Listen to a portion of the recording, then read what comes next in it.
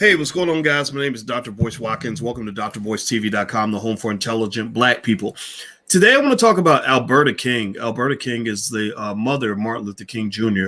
And don't ask me why I decided to go in that direction of doing a Black history conversation. But you know what? When you own the channel, you can do whatever the hell you want. And one of the things I was thinking about, I was reflecting on this because I'm stunned by the fact that most Black people are not aware of how Martin Luther King's mother died. Alberta King is the mother, and she died in a crazy way. And I'm going to kind of fill in the blanks for some of y'all. Some of y'all may or may not know. Some of you may have details, but we're going to break all this down right now on drboycetv.com. Get comfortable, hit the thumbs up button, share, subscribe. We're going to get started right now.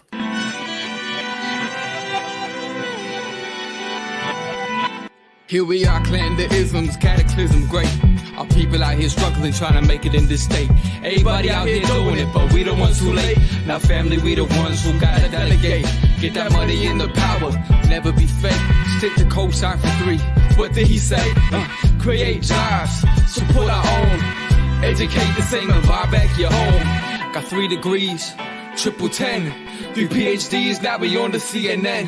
DBTV, let's talk about negligence. Ignorance is bliss, but we can turn it to intelligence. Believe none of what you hear, half of what you see. Let's break it down here on Dr. Boyce TV. Here we are. Hey, what's going on, everybody? Welcome to drboycetv.com, the home for intelligent Black people. Today, I want to talk about Martin Luther King, actually. Don't ask me why. It was on my mind. And do me a favor as we get started. Please hit the thumbs up button, share, subscribe button. We need your support. Also, we must begin the conversation by reminding ourselves of who we are. On this platform, we are what is called B1, hashtag B1. That's the hashtag I'd like for you to use. Hashtag B1s means we're Black first. It means we're not trying to be cool and trendy. We're trying to be intelligent and forward thinking. It doesn't mean we're trying to fit in with backward thinking Negroes. We're trying to be the Black people that are ahead of our time, not behind our time. B1 means that we put our community first. It means that we solve our own problems, and the Black community is what matters. I'm not here to just sort of do stuff for everybody else and pretend to be Black. No, I really want to be Black. That's where we are. That's where our energy needs to be focused. So if you agree with that philosophy, if you are one with that ideology, type hashtag B1 in the chat, and we can get started. Let's talk about Martin Luther King. This was on my mind today. I just took a trip to Louisville. One of our kids is thinking about going to the University of Louisville. You know, that's a big deal to me because I am a Louisville Cardinals fan. For those of y'all that don't know, I am from the Ville. I rep the Ville. My grandmother actually was a big Louisville fan, and Muhammad Ali's out of Louisville.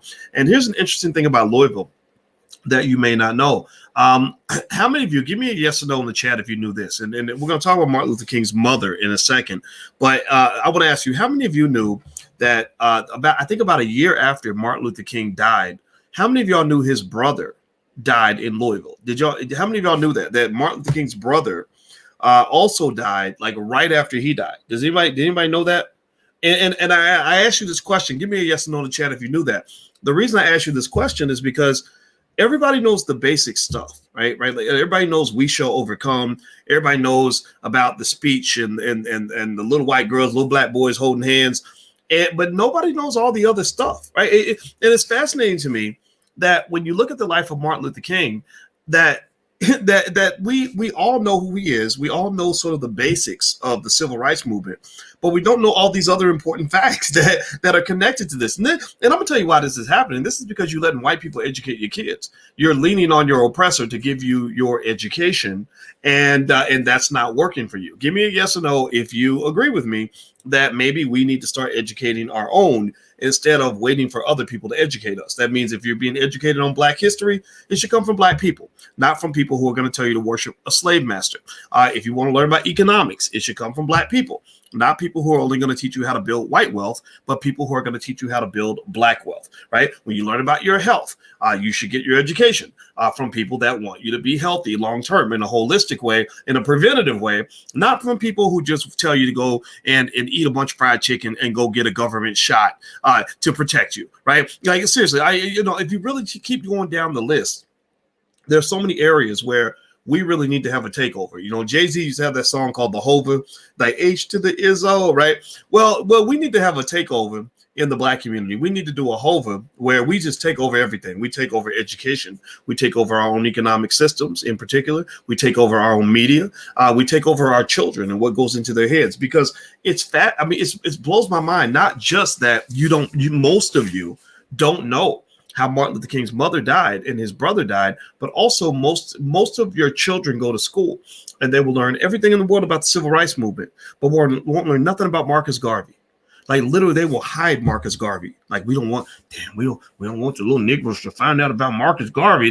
He's going to empower them. He's going to make them want to go build their own, and they won't be good slaves anymore, right? So just like I've said to you guys 1,000 times, that they probably won't ever give you reparations for slavery, but they will always be ready to give you preparations for slavery. Your preparations for slavery come through your educational system. Your preparations for slavery comes through your media, where they literally have trained a bunch of rappers to teach you every key to blackmail self-destruction. If you want to keep it 100, again, I'm not here to be nice. I'm here to tell you the truth.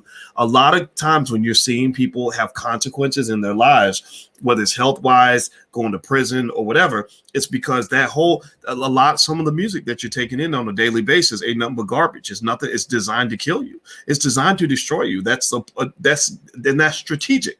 That's deliberate. That's not accidental. It's not accidental that they will promote a rapper that is mass promoting drug addiction to young black males. Because if you high and you drunk all the time, then you ain't shit. You can't stand up to white supremacy because you can barely stand up on your own damn feet, right?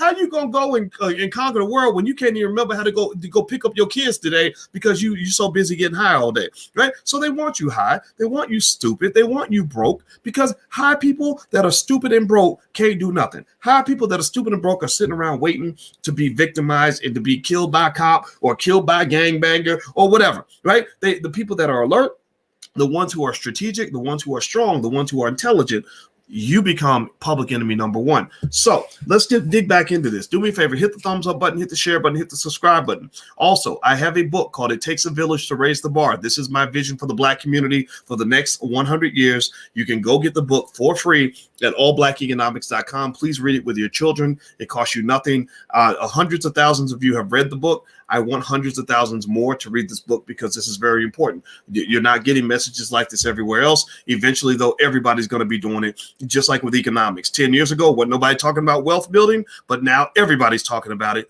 This was all part of our plan. So the white man got a plan. Well, I got a plan. He got an agenda. I got an agenda. The difference is that we just have different agendas, but at the end of the day, everybody's got an agenda. So my agenda is the black agenda, period. Do me a favor. All right, so let's keep on. Martin Luther King. How did Martin Luther King's So I mentioned to you that his brother died in Louisville.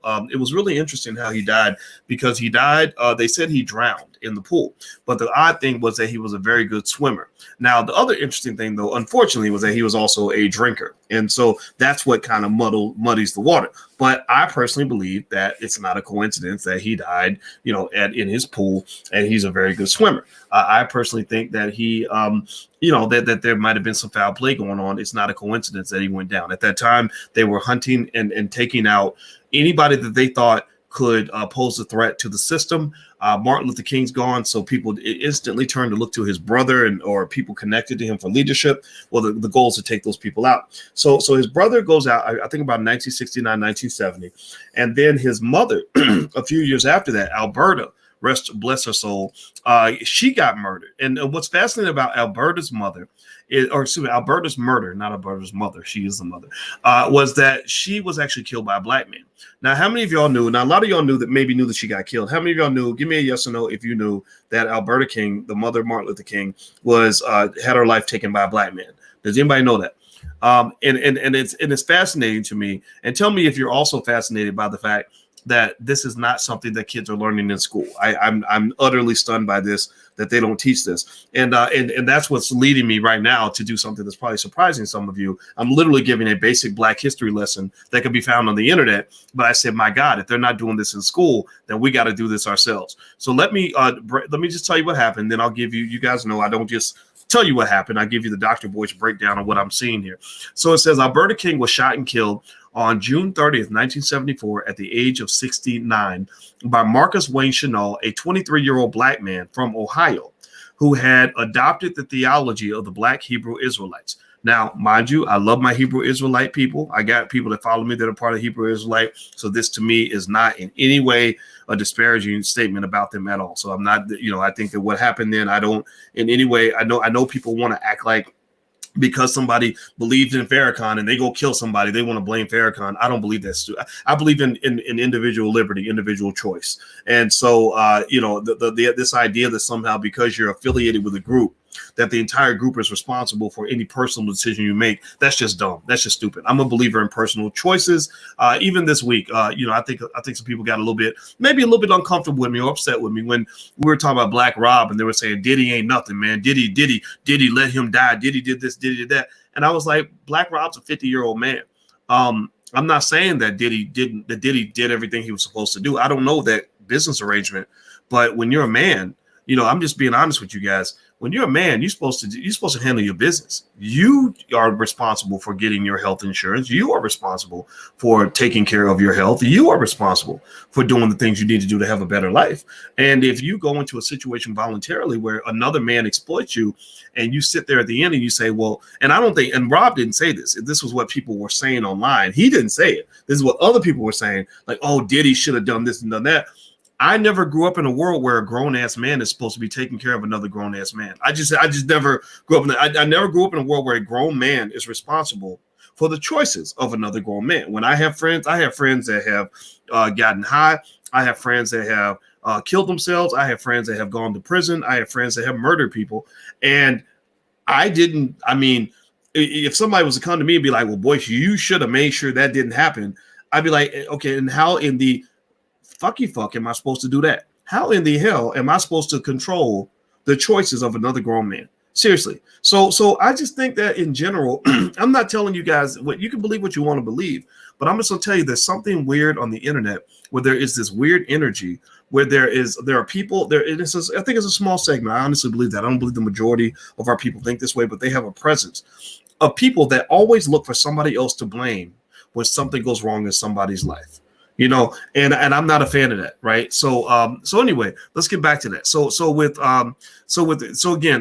The reason I made that point is because just because Marcus Wayne Chenault was a member of the Hebrew Israelites, this does not speak negatively on the Hebrew Israelites. If you are part of that group, I love you, because the Hebrew Israelites, as quiet as kept, they are light years ahead of the rest of the community in terms of the do for self ideology. They understood what B1 meant before B1 was ever a thing. Like they get it, and they have their own set of beliefs. Maybe I may not align with every belief, but when I meet people, I'm talking about the quality people. Every group has its variations, but when I meet quality people from the Hebrew Israelite group, I don't have to explain to them why you want to be independent. I don't have to explain to them why you want to educate your kids. I don't tend to have to explain to them why building Black economics is important.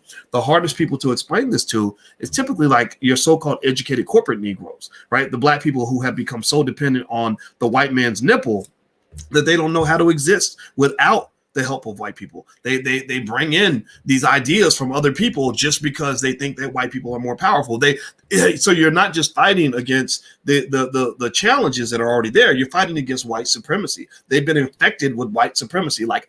In order for me to move forward like a baby on training wheels, I need their approval in order for me to even have permission for me to have any type of independence. So my independence is completely dependent on their approval. Well, if your independence is dependent on other people's approval, then that's not independence. That's dependence, right? Dependence disguised as independence. And it's like when they have a little baby who's on the bike. You ever see a little baby on the bike? He's on the training wheels and they start pushing him and he really is thinking like he's really doing it. Or the little baby who's playing you ever see those videos of the baby playing the video game and the plug ain't even connected, but he's playing like he really thinks he's playing the game, right? That's kind of what they do to you. They give you the illusion of freedom, the illusion of independence, and that's not what it is. Independence is real independence, and I really love the Hebrew Israelites and I love the Nation of Islam because they just kind of get it, at least in that area, they just get it. So anyway, moving on, do me a favor, hit the thumbs up button, hit the share button, hit the subscribe button. And also, if you want to see the $5 a day investing plan, you can go to the allblackagenda.com. There's a $5 a day investing plan that shows you how to build massive wealth for your children within one generation by investing $5 a day. There's also a link to Ice Cube's contract with Black America, who actually, shout out to Ice Cube. He partnered with me. We bought a couple thousand copies of Powernomics, and we're going to give them away. And I'll announce to you guys when they're available. But anyway, you can go to the allblackagenda.com. Hit the thumbs up button. Okay, so Alberta King was shot by Marcus Wayne Chenault, a 23-year-old black man from Ohio. His mentor, Reverend Hananiah E. Israel of Cincinnati, castigated black civil rights activists and black church leaders as being evil and deceptive, but claimed in interviews to have not advocated violence. Chenault did not draw any such distinction and actually first decided to assassinate Reverend Jesse Jackson in Chicago, but canceled the plan at the last minute. So they claimed that this guy who killed Martin Luther King's mother, this guy Marcus Wayne Chenault, was planning to kill Jesse Jackson in Chicago, but he changed his mind at the last minute. And he had a pastor apparently that told him that a lot of black church leaders are evil and deceptive, and he took that a little bit too much to heart. I do think that there's an argument to be made about the fact that when you talk about things like white supremacy, unfortunately, many black church leaders, not the good ones, but the bad ones, the ones who are, or the ones who are not informed or not so intelligent, they have been used as tools of white supremacy. And this is actually documented. If you read books like Powernomics and Black Labor, White Wealth, Dr. Claude Anderson actually talks about how, unfortunately, many black pastors have been used. They are the go-to to get black people to do anything, whether you're trying to get them to get a government shot in the arm, or you're trying to get them to go along with some politician, or to get them to go along with some policy. They pretty much see the pastor as their pathway to get there. And what's interesting is that rappers are also in the same categories as pastors. Rappers are the new preachers. They just preach to the hood. They preach to the people outside the church. The pastors are rapping to the people inside the church. So pastors are rappers and rappers are pastors, and they're all preaching to their own congregation. So at the end of the day, when you see propaganda that's being pushed through the community, when you see politicians, political ideas being pushed through the community, they're going to use the preachers. They're going to use the rappers. When you see campaigns for, like, hey, Johnson & Johnson is still a good company, despite the fact that these things happen when people got their government shot. Well, who are they going to? They're going to the pastors. They're going to the rappers. Now, the interesting thing, and then what they might do is they might go to maybe some presidents of HBCUs. I've seen them go to celebrities. Studies show that black people are more influenced by celebrities than any other group of people, because black people watch so much TV. Did y'all know that? How many of y'all knew that? This is actually written, Nielsen put this in a study where they were actually explaining to white companies. They were telling companies, like, look, if you want to sell products to black people, here's what you do. Just get a celebrity to endorse your product, get a celebrity to endorse your idea, get a celebrity to endorse whatever, because black people, unfortunately, because they've been trained to not be critical thinkers, will take in anything. They'll eat anything. They'll do anything. They'll believe anything because a celebrity said it. So celebrities are huge in this. That's why I think it's very important to understand. Brother Nuri Muhammad, I love Nuri. Nuri's in Indianapolis. Nuri, if you're watching, I want to come see you, brother, because I just have so much respect for you. Nuri Muhammad put something on his Instagram, which everybody should follow Nuri Muhammad on Instagram, and Dr. Wesley Muhammad, etc. Nuri said something like, talent is not the same as intelligence. And I think even talent's debatable, right? But just because somebody's on TV, just because some executive at Viacom decided to put some Negro on TV, that does not mean that they are intelligent enough to lead anybody. Intelligence is a set of criteria on its own. Leadership is a set of criteria on its own. It's a standard you must meet independently. So even with people that I just think were doing excellent work, like Ice Cube, I had to kind of look at what the brother was saying before I just went along with it. I said, okay, Ice Cube's getting involved. Let me read his contract with Black America. I read it. I said, this is good.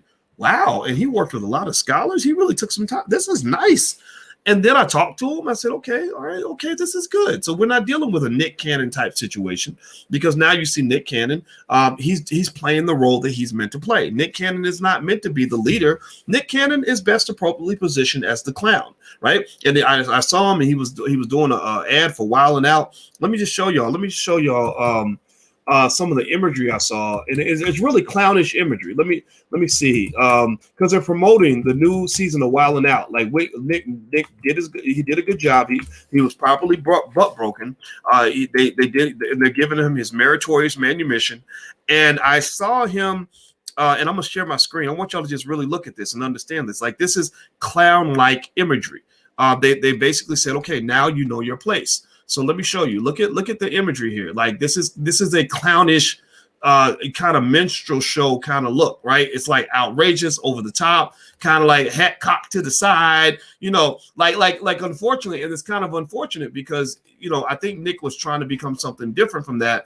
But the thing is that you're stuck. Like, you're kind of stuck in the matrix. Like, you have an addiction to look. There he is next to another funny guy, another clown, right? Again, now these become people that you think are successes. You admire that, but Kevin Hart will tell you he's a clown. Like, that's what he does. Kevin Hart is not Malcolm X, right? And it's okay for him to be the clown. Just play your position, right? Like a football team, like the cheerleader should not be coming in trying to be the quarterback. The cheerleader needs to get to the side, put your mini skirt on, do some jumping jacks and cartwheels, and cheer when the players actually go into the end zone. You're not supposed to jump in and say, I'm going to play the defensive lineman, because you're going to get your block knocked off, right? So ultimately, when you talk about celebrities, there's a place for a celebrity.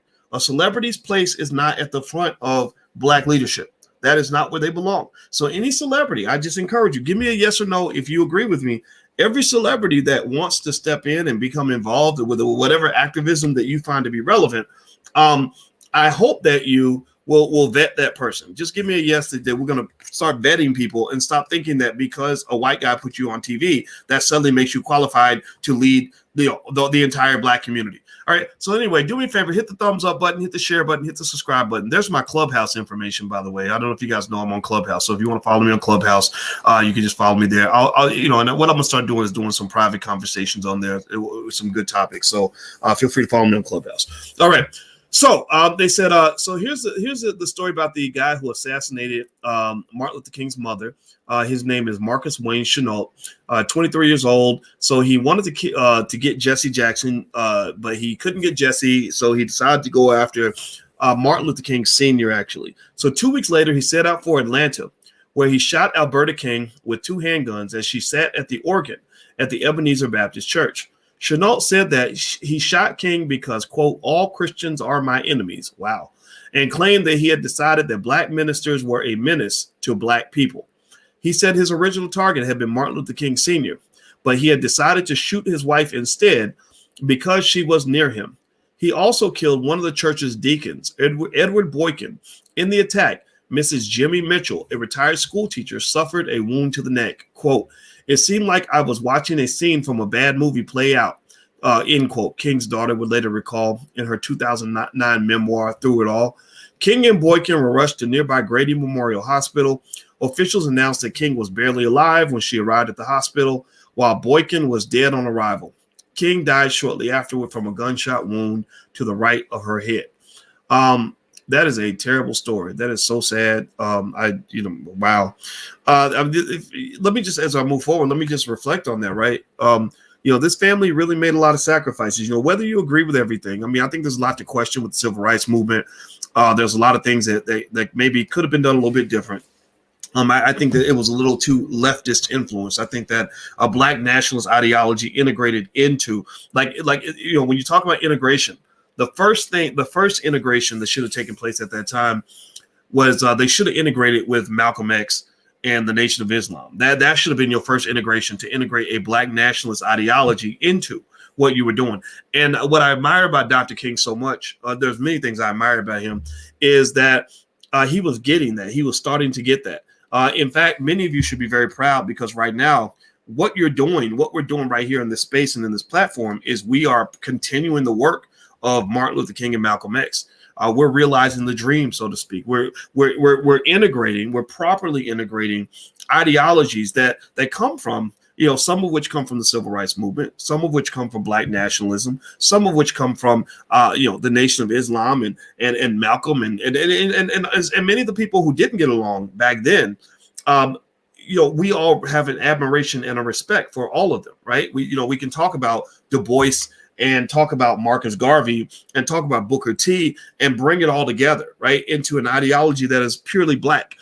The reason that you want to be careful about white supremacy is because white supremacy, again, if you read books like Powernomics and Black Labor, White Wealth, white supremacy thrives on divide and conquer. It thrives by having you say that if you don't believe what I believe, then I'm going to treat you like you're just 100% enemy. Like there's no good ideas where you come from. And I think that's wrong, right? I think with the civil rights movement, there's a lot to critique there. For example, you're not going to see me go into a store and get my head busted in just to have the opportunity to give a white man my money. That doesn't make sense to me. That's not logical. But this idea of having some degree of access to some of these resources that in the country that we built, I'm completely in agreement with that. The idea of integration is a good concept because global economies are naturally integrated. You must integrate. Integration is not the problem. It's how you do the integration that's the problem. You see, white folks didn't integrate you into America to become captains of industry and business owners. They integrated you to become employees. They didn't integrate you to become landowners and property owners. They integrated you to become renters so that the landowners can get rich, right? They didn't integrate you to become producers of products and to make millions of dollars that way. They integrated you to become consumers of products so that you can help their companies become wealthy. So you're brought in as a renter, an employee, and a consumer, which means that you are the fuel that makes capitalism thrive. So what I'm saying is not that integration itself is a bad idea. What I'm saying is that the appropriate type of integration is where you integrate and you come in and you say, okay, we can do this together, but it has to be a partnership. It's not going to be servitude. We're not doing colonialism. We're not allowing you to take us, to take over everything and control everything. We're here to be owners. We're here to control the ship. We want to own the car. We want to drive the car. We're not just here to ride in the car. So I think that's the important thing. And Dr. King was getting that, right? He was talking about we're here to pick up our check. I believe that if I were hanging out with Dr. King and I was sitting here saying, okay, bro, here's something you might want to add, or let's hear what the Black Panthers have to say. Let's listen to what Malcolm's saying. I think that a more unified ideology could have allowed us to really go in for the jugular, like really go in here and really do some things, because a lot of good things were happening in your community before integration took place. You had stable families. That comes from more so from Black nationalism. The leftists, the people on the far left are not big on stable families. They're not big on households led by, strong fathers and strong mothers. They're into a lot of other crazy stuff. They're into the drugs and the other types of relationships that are out there. Nothing wrong with that, but that's not how you build a strong community. You can't have a community where every man wants to be a woman. That just doesn't work, right? So a lot of the best ideas that you had in the community were built on sturdy, almost conservative ideologies that were built on stability. Let's build a family. Let's build a business. Let's create a coalition. And what those coalitions allow you to do is it allows you to integrate in a way where people can't split you up and pick you off one by one. See, integration, unfortunately, the way it was done, it became a type of dilution, where if I split up all the Black people and get them all kind of scrounging for themselves, get every single mother out here trying to do it all by herself, so where she's ended up in a big pile of crap and terrible situations because she can't solve those problems because she's never been taught that, hey, a husband could actually help me solve half of these problems I have, then I got her. Boom, I got her. Now Joe Biden becomes her new husband. Now Jesus is her husband, and the state is her baby daddy, right? So you're looking up toward, or you're giving more admiration to the government and to Joe Biden because he sent you a government check than you are to that Black man who's doing his best to be there and to be your defender and protector. The same thing is true for Black men as well, right? When we are taught through music to disrespect Black women, or we believe that a Black man who loves Black women is a complete simp, well, guess what? You're going to be out here struggling. You got 8 babies, mamas, and you paying child support to all these different women. And next thing you know, you're broke and you don't have the support of a woman. So guess what? And you live in the fast life. You listening to the music. You're getting high on dope. You smoking weed every day. You're getting drunk every day. You're blowing all your money. You're out here running around with hoes. Next thing you know, you're 45, 50 years old and your health starts to deplete. And ain't no woman around that's been loving you for the last 15 years to really take care of you, right? Ain't nobody, and you ain't got the 401k. You don't have the life insurance. You don't have the stability and the security and the good health that you need in order to get through the fact that you're not 22 anymore, right? So when you start seeing guys kind of breaking down around 45, 50 years old, it's because when you're 50 years old, you can't live like you did when you were 25. That's just a fact. And there's a lot of guys who do that, who keep living in their 50s like they did in their 20s, and that shit don't work. You better find you a quality woman and get somebody to love your black ass. Like, stop treating every woman like she's a worthless piece of shit. Like, that's not what a man is supposed to do. Like, it don't mean you can't have your fun. It don't mean you don't have your little experiences or sow your oats. I don't judge that, but I'm saying that there is a point where you got to understand that a woman is more than just a vagina. like you can't just, and the same thing is true with the ladies. You got to realize that when you're tearing down black men left and right, you're tearing down your last line of protection. Only a real man will take the time to explain to you that a lot of the reason that black kids are being murdered and molested in the hood is because they don't have fathers in the community to protect them. There was a young lady that I used to mentor who was really sad. She was really depressed because she would go to school every day and all the girls would want to fight. All the little girls were fighting like dudes, like punching, I'm going to kill you. I'm going to get you up there. Like really emotional problems. They were easily triggered. And I remember I said to her, I said, out of all the girls that you fighting with at school, I said, how many of those girls do you know that actually has a daddy in the house? And she said, none. I said, really? So name your 8 best friends. How many of your 8 best friends have a father in the house? She said, none of them do. So what I'm trying to say to you is that you don't think there's a connection? Give me a yes or no if you get what I'm saying. Please tell me if you get what I'm saying. Like, you don't think there's a connection between the fact that these little girls are going to school fighting like butch dudes and the fact that they don't have a daddy at home? Like, you see, what fathers do is fathers impose order in a situation. The fathers will get together. If I'm a dad and I got daughters, like I got daughters, and if there's another dad down the street and they got daughters and my daughters are gonna go and beat the hell out of their daughters or whatever, no, we're gonna come in there, we're gonna stop that shit immediately. When the kids in our neighborhood started fighting and the boys and the girls are all hitting each other and all that, me and the other dads got together and went over there and said, this is not going to occur anymore. You are not going to hit a girl ever, or not on our watch, unless you want to find yourself, on the ground.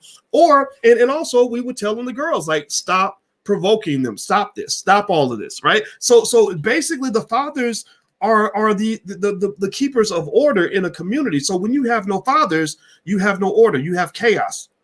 Am I right or am I right? When you talk about little children, unfortunately, being molested by their mama's boyfriends, well, DMX's story was really interesting, right? DMX was beaten regularly by his mother's boyfriends. Well, why is 8 or 9, 10 different men coming in and out of the house being around your kids anyway?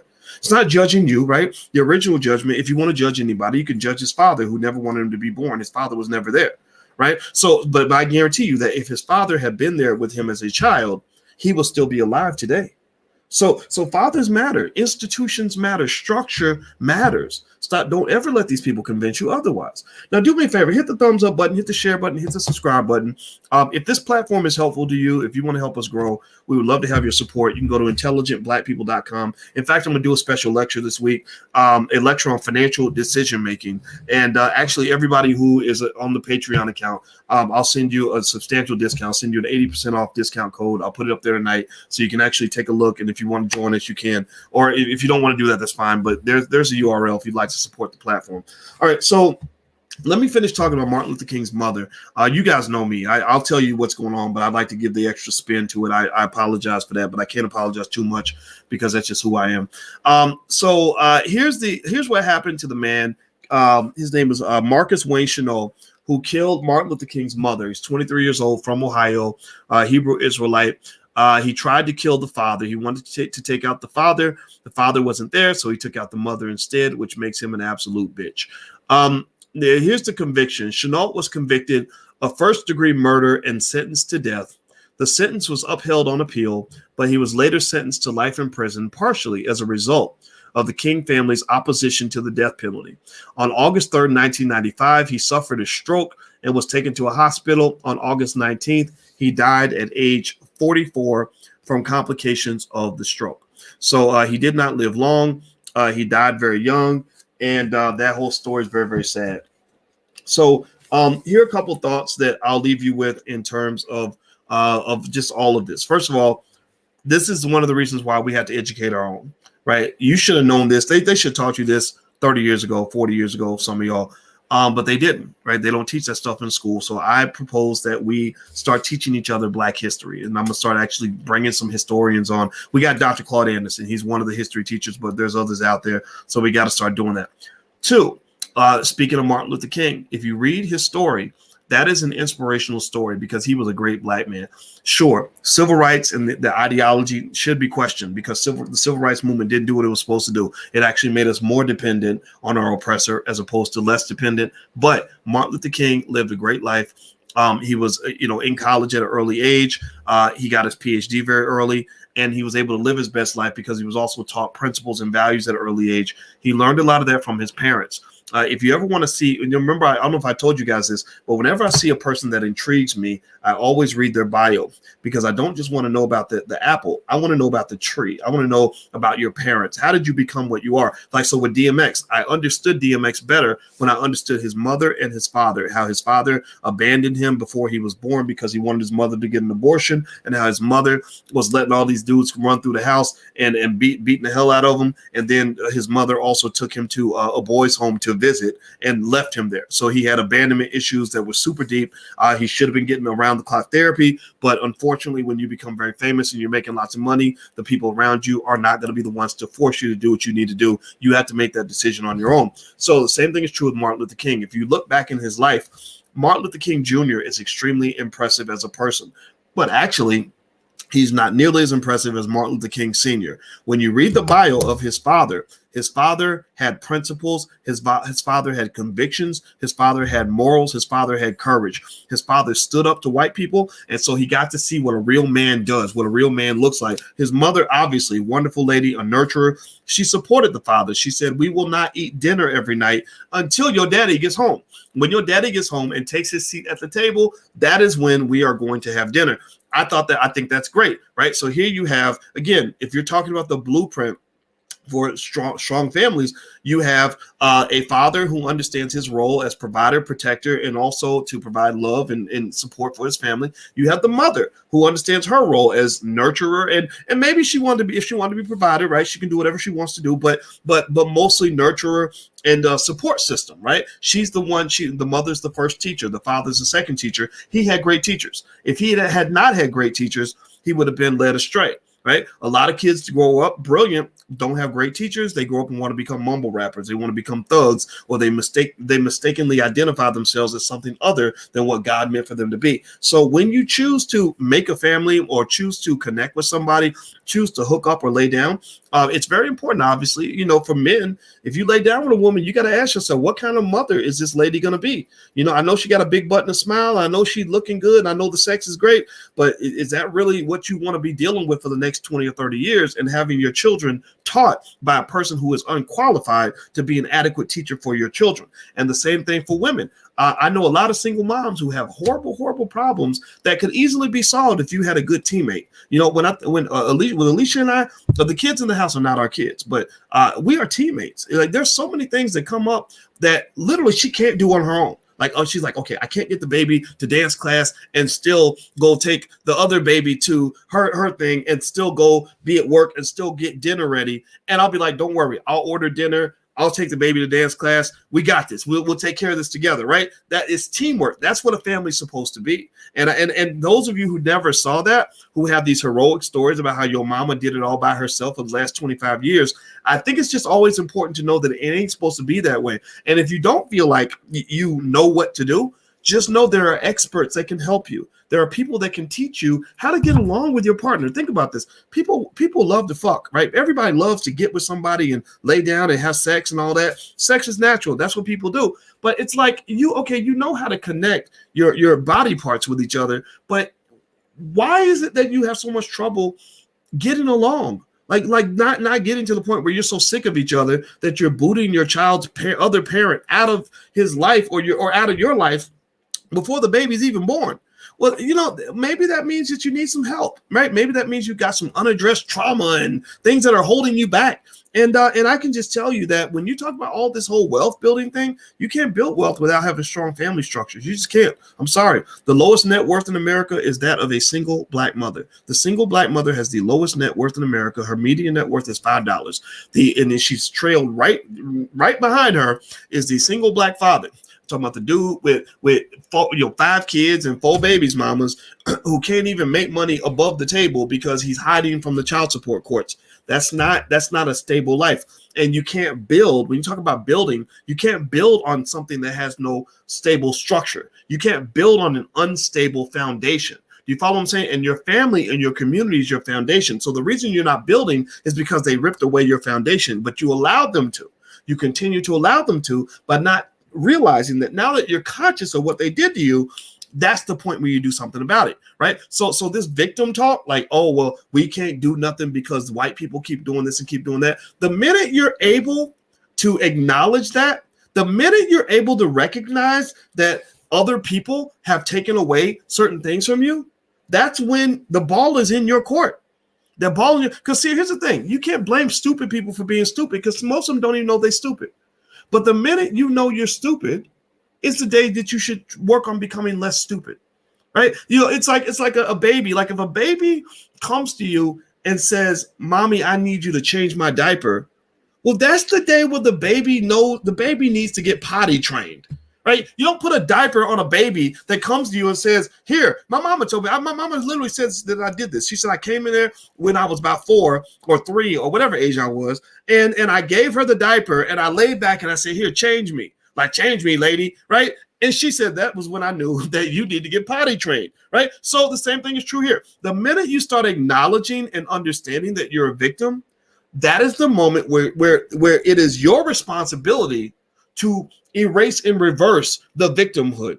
If you're 8 years old, I get that. 8-year-olds don't know that they're victims a lot of times. They don't know what the hell's going on. But when you're 38 and you're explaining your life by justifying your bad decisions by things that happened to you when you were 8 years old, no, you're not a child.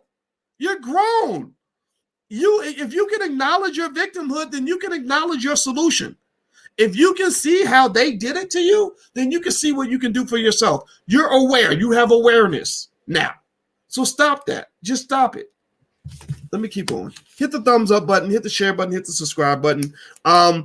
Last couple points I'll make on this is that when you're talking about Martin Luther King and the great man that he was, and I'm actually show y'all some pictures, man. I pulled some pictures up, and I just really think it's great to just take some time to kind of acknowledge the people that came before us and the great sacrifices they made for us. And so here's actually a news clip of wait, hold on, let me shut this down. Hold on. I hit the wrong button. Sorry. All right, let me share another screen. So this is me and technology, man. I always end up messing it up. All right, so here is a image of the newspaper when Martin Luther King's mother was killed. This is I'll make it big so you guys can see it a little bit better. And basically that's the news clipping in case you were curious. And obviously a sad day, right? And then here are some other pictures here. This is the King family. And I love this picture. You can see here, this is structure. This is what structure looks like. This is what I want your family to look like if you can. This is I think this is his wife. Maybe this is his grandmother, perhaps. I'm not sure. And these are his siblings. I think that's Martin right there. And this is his brother and sister. And you scoot over here. This is an image of Dr. King with Coretta. Again, structure, family, strong black woman, Coretta Scott King. Black men, find your Coretta Scott King. You know, treat her like a queen, love her. You know, give her the respect she deserves. There's his mother right there. And here's another image of his mother. As beautiful as she was. God bless her. God rest her soul. So there we go. So that's the thought for today. I didn't plan to talk about this today, but you know, again, this is my channel, so I'm gonna just talk about what we need to talk about. And I hope that this conversation was helpful to you, and I hope it encourages you to know that you can do anything you want in this world. But remember that being able to come together is critically important. So that means that when you're talking about your friendships, you have productive friendships, not destructive friendships. You eliminate the toxic people and you form unhealthy relationships with the good people, right? When you talk about dating ain't just for play. Dating ain't just for sex. Dating is where you're talking about, okay, who am I trying to build this empire with? And is this person a good teammate? Just like basketball. If you try to win a championship and you got bad teammates, you will not win a title. You cannot do it by yourself. You cannot Michael Jordan your way to wealth and success and power. You're going to have to find teammates that can help you and support you. If you have good teammates, it's much easier to win than when you have bad teammates. So same thing is true with your children. Your children are teammates in training. So you train them right. All this has to be deliberate. All this has to be intentional. All this must be conscious. So consciousness is the word I want you to hang on. I want you to be conscious about the word consciousness and understand that people that have success in power and everything are very conscious about every single thing they do. They don't run around willy-nilly. They're not going to put any substance in their body and think they're going to be healthy. They're not going to go sleep with any girl just because she got a big butt and a smile, or get down with any dude just because he said a couple things that wowed you or whatever. They're going to be very intentional about every step they make so that you can be where you want to be. All right. Because success usually does not happen by accident. All right, guys, do me a favor, hit the thumbs up button, share button, subscribe button on your way out. And also, I'm going to actually go live on the Black Financial Channel a little bit later and talk about what's going on this week with stock markets and everything else. I know there's conversations being had about Dogecoin and Bitcoin and the stock market in general and the state of the economy. So if you want to follow that kind of thing, you can follow the Black Financial Channel on Instagram and follow the Black Financial Channel on YouTube. So make sure you subscribe there, and I'll be getting live on those platforms a little bit later. All right, so I'm out of here, guys. Have a good night. I love you. Thank you for listening, and let's stay black, y'all. Talk to you later. Peace.